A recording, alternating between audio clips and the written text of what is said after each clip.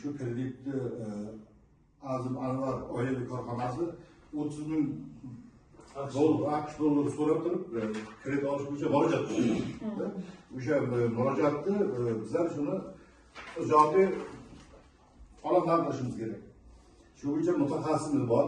Mana shu ishni o'sha hozir o'sha kreditni tartibini sizga tushuntirib berasizlar. Bu kreditimiz 12%dan beriladi.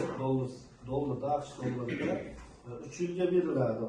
6 yil imtiyoz davri bilan bu maqsadsiz kredit hisoblanadi, tadbirkorlikka ishlatish uchun shotiga tashlab beriladi.